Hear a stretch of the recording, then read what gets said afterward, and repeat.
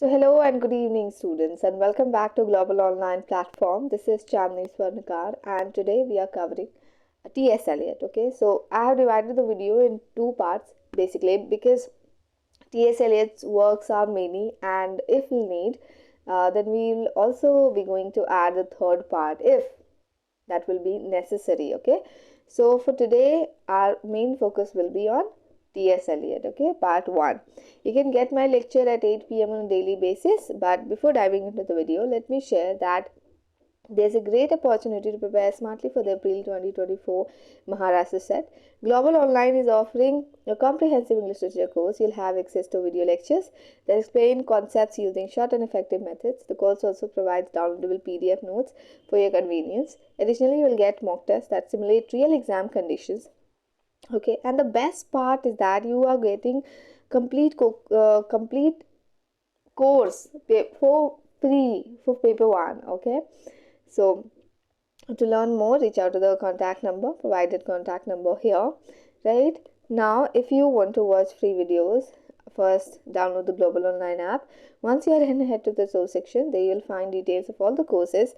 Use the search bar to directly type in the course name and you'll see an overview along with fees for the duration. Click on the content section here and you will find unit-wise folders. In each unit you will get theory lectures, evaluation, notes, mock tests and MCQs. No need for extra reading. Okay. Now, if you decide to join the paid course, do remember that we are starting a new batch from 22nd of February. When? 22nd of February. Okay, so don't forget, if you are interested you can join, and you will also be added to a WhatsApp group. In that group you will receive PDF for each session along with the videos link. It's a great way to stay connected and get additional resources. So happy learning. Now let's start with T.S. Eliot. Now when we are covering T.S. Eliot, do remember that you need to remember this duration. Okay, when he was born, when he died. Okay, so he was born in 1888 and died in 1965. When? 1888 and 1965. So you must be wondering about this. T.S. Eliot, the full name of T.S. Eliot. So the full name of T.S. Eliot is Thomas Stearns Eliot. Okay, so that is it. Now he also contributed as a poet. Of course, you're going to see many poems basically that we are going to cover today and as well as in upcoming lectures. But he also contributed as essayist, playwright, literary critic and editor. Okay, so many famous writers have contributed in different genres. More than two or three. Okay, so it's an interesting thing to know. And when we are talking about modernist movement or 20th century, okay, so T.S. Eliot is one of the prominent figure or key figure. Okay, you need to remember. So I have already talked about the great tradition by, of course, by F.R. Lewis, right? So that was published in 1948. From there, you can relate that at that year, in the same year, T.S. Eliot also got the Nobel Prize. Okay, when in 1948 for in literature, basically. Okay, so T.S. Eliot received Nobel Prize. So you need to remember that which are the writers like that got, okay, who are the writers that got basically Nobel Prize or who didn't. So you do need to remember. Now he himself wrote in his essay, 1940 essay on WBS. Basically he wrote an essay in 1940 on WBS where he himself admitted something, and I'll tell you what. The kind of poetry that I needed to teach me the use of my own voice did not exist in English at all. It was only to be found in French. So somewhere on T.S. Eliot, basically so many writers have written biographies and all. So there they have already mentioned that T.S. Eliot was very much influenced by French works, okay, French language, French literature, that is it. And from his biography, I must tell you that he was the last of 6 surviving children. Just imagine, he was the last of 6 surviving children. He was very much involved in reading and all. When he was young, he used to read a lot, and he used to read Mark Twain's Tom Sawyer and all. And he was also very much influenced by Edward Fitzgerald's translation of the Rubaiyat of Amar Khayyam. Okay, let me raise it and let me write it down. Okay, so Rubaiyat of Omar Khayyam. Basically, the translation of what? Edward Fitzgerald. This is the translation basically that was influenced T.S. Eliot a lot. Okay. Now, one more interesting thing. Basically, the very famous work of T.S. Eliot is the Westland. Okay. So, who published the Westland? Basically, when he was graduating. Okay, so there he met Scofield Thayer. Whom? Scofield Thayer. Okay, so there basically he met him, and he was the person who published the Westland. So just imagine that how interesting it is. You met somebody at some point of time, and at some point of time he or she became a very important figure for you, or important person for you, right? Now, moving on. Before going forward, let me tell you, there was one more person, Cleo McNally. Wait a minute. Cleo MC Nelly. This is the person who actually in his biography on T.S. Eliot said that T.S. Eliot was very much influenced by Indic traditions, like Upanishads. Indic traditions. Okay, so Upanishads was the important role. Okay, was playing the important role on T.S. Eliot. So now, let's start with his works. So the very famous works. So in my graduation, I had this in my syllabus, the love song of J. Alfred Prufrock, and that was very interesting. So let's cover the love song of J. Alfred Prufrock.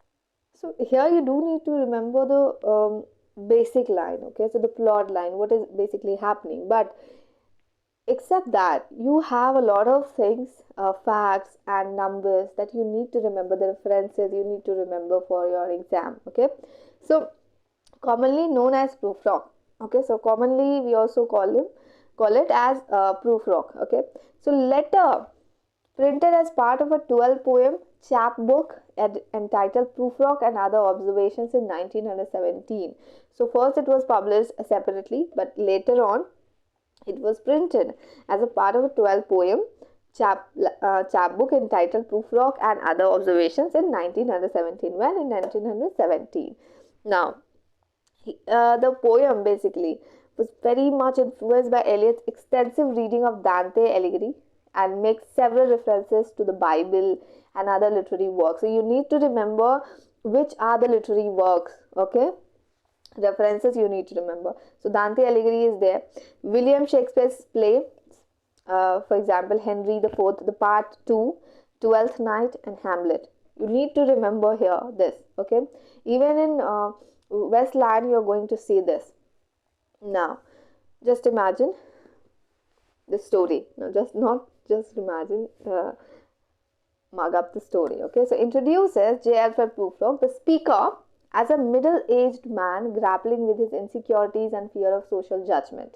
Okay, so we fear of social judgment, what people will think.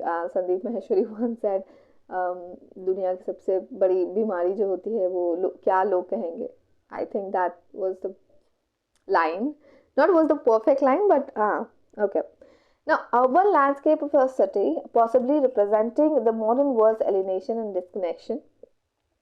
Prufrock is anxious about his appearance and fears rejection in social situations. Basically, he used to like a woman. Okay, he wanted to propose, but the problem is he fears. He has insecurities in his own that he is not good-looking person. Maybe she'll reject him. So that was the thing, and he also very much fearful of social judgment. What will people think? That was the whole thing going on. And you can also read the poem. I will suggest you that go read the poem, because you're going to see the opening lines Of course, that is important, and some of the lines are very important, so you need to read, because it's very impossible. It's impossible to cover all the poems in detail if you are not reading it. You have to work on your own as well. Okay. Prufrock harbors feeling for a woman, but his insecurities prevent him from expressing his emotions. Of course. So throughout the poem, you are going to see that okay, go Prufrock, express your feelings, but Prufrock is having problems. Now, the second work is Portrait of a Lady, first published in 1915 in Others Call in a magazine of New Verse. Okay, so don't go deep, don't go and read the plot line. Okay, but do remember this fact. Now, title source is Henry James's novel The Portrait of a Lady. Of course, you must have heard about this particular work, because I have a book, and very thick book. Now, the poem's epigraph is a famous quotation from Christopher Marlowe's play The Jew of Malta. Okay, so the epigraph is from Christopher Marlowe's play The Jew of Malta. Do remember. The lines are, though has committed fornication, but that was in another country, and besides the wench is dead. Okay, so this is the epigraph Portrait of a Lady is using, and the epigraph is from Christopher Marlowe's play The Jew of Malta. Now, Portrait of a Lady and the Love Song of J. Alfred Prufrock belongs to a category. Belongs to which category? Belongs to Boston poems category. Okay, so two main Boston poems written by Eliot, and the one is the Love Song of J. Alfred Prufrock, and the other one is the Portrait of a Lady. Do remember. If they'll ask you, you have to answer. Okay. Now, third is Gerancian, first published in 1920, and it's a dramatic monologue. What it is? A dramatic monologue. Whenever I come to this term, dramatic monologue, every time I think of Kartik Aaryan. Okay, most of the time, Kartik Aaryan. Now, opens with an epigraph from Shakespeare's play Measure for Measure. So, when we were talking about Portrait of a Lady, there was an epigraph from Christopher Marlowe's The Jew of Malta. Here, Gerancian is having an epigraph of, basically from Shakespeare's play Measure for Measure, which states, though has no youth nor age, but as it were an after dinner sleep, dreaming of both. Though has no youth nor age, but as it were an after dinner sleep, dreaming of both. So this is it, you need to remember. Now the fourth work is Whispers of Immortality. What? Whispers of Immortality. Now the title is a Painter parody. And if you don't know the Painter parody, please read it out, okay?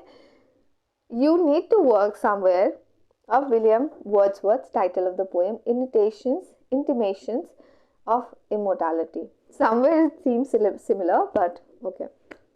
I have read so many titles, and then I created one. So somewhere it's an inspiration, okay? So do remember this fact.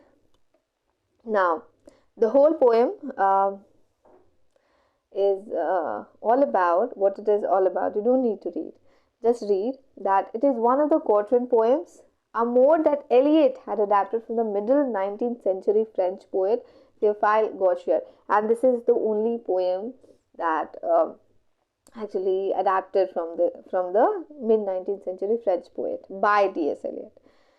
Of course, now we are going to cover the Westland, the very famous, the very prominent work. So, one of the most central work of modernist poetry. Just imagine, if you are reading modern poetry, you are not reading the Westland, you are missing. Okay, you are missing the essence. Now, it was published in 1922. Basically, published in book form in December 1922. It was earlier in like different forms. Okay, so in total it has 434 lines. How many? 434 lines. Sometimes they question. Okay, don't get confused. Mark this up. Okay, 434. Now it appeared in Eliot's Criterion. In United Kingdom, it was actually appeared in Eliot's Criterion, the Criterion in United Kingdom, but It was published or appeared in the United States in the Dial magazine. So I've told you in book form it came in 1922. Earlier it was in magazines. Okay. Now the famous phrases are, okay. So the first, it actually opens with this. It opens with these lines. April is the cruelest month. I will show you fear in a handful of dust, and these fragments I have showed against my ruins. What it is? April is the cruelest month, and I will show you fear in a handful of dust, and these fragments I have showed against my ruins. This is the opening line, and you do remember, okay? Now, it also combines the legend of the Holy Grail, okay, and the Fisher King. The mention of these legends you need to remember. And also, allusions are there. So, allusions, Western canon allusions of its metamorphosis, Dante's Divine Comedy, Shakespeare, Milton, Buddhist scriptures, the Hindu Upanishads, as I have told you that somewhere Cleo basically, MC Nelly was saying that he was influenced by Indic religions, specifically from Upanishads. So here you can see the references, and even a contemporary popular song, that Shakespearean rag. Okay, so the allusions you are going to see in the whole poem. Now, even in detail, you need to understand Shakespeare's, which are the Shakespeare's work he was using as an allusion here. So do remember that. Okay. Now, one more important thing is, the poem is divided into 5 sections, and you need to remember the 5 sections. Okay. Here, first, the burial of the dead. What? The burial of the dead. Second, a game of chess. Third, the fire sermon. Fourth, death by water. Fifth, what the thunder said. The burial of the dead, a game of chess, fire sermon, death by water, what the thunder said. You can remember you can make some related lines so that you can remember. Okay, so it's on you. Now, the burial of the dead, basically, you need to know basic details of this. So the first section of the poem is the burial of the dead, and it actually begins with a reference to the Canterbury Tales. Describes a desolate landscape and introduces the theme of spiritual desolation. Like here in this section, T.S. Eliot quotes the Latin. Okay, April is the cruelest month, to emphasize the ironic nature of rebirth. Okay, nature of rebirth, because everything is like somebody dies, and okay, rebirth concept is also there because he was influenced by Upanishads. Now, the second section, a game of chess. Now, here you need to remember the Shakespeare's Antony and Cleopatra is being used as allusion here. Okay, it explains or describes a failed sexual encounter, exploring themes of lust and degradation. You are going to see women's here.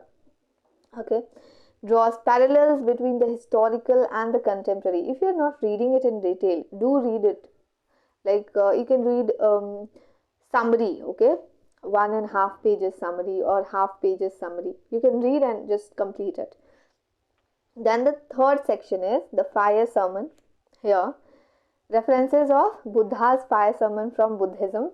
Okay, and explores the theme of desire, depicting a world consumed by lust, and alludes to the myths of Tiresias, emphasizing the importance of spiritual understanding. Here you need to understand, alludes to Shakespeare's Antony and Cleopatra, and here alludes Buddha's fire sermon, references of course, and alludes to the myth of Tiresias. Okay. Now, death by water refers to the Tempest by Shakespeare and presents a drowned sailor, because somewhere the Tempest was very much about thunder and all, right? Sailor, connecting the element of water to death and purification, symbolizes the cyclical nature of life and death. Okay, life and then death. It's all cyclical. Then the last one, what the thunder said, draws on various religious texts and mythologies. Here only you are going to see a statement or a line, okay, very famous line. You need to find out. Be curious, okay. So there was a line, I think, from Upanishads, and it's a very famous line, okay. An imagery of thunder and rain symbolizes spiritual rebirth and hope for the future. Ends with a sense of cyclical renewal, suggesting the possibility of redemption. Okay. Now, we have completed today's lecture. We are going to cover some more important works of T.S. Eliot in our upcoming lectures. For now, thank you so much and all the very best. Okay.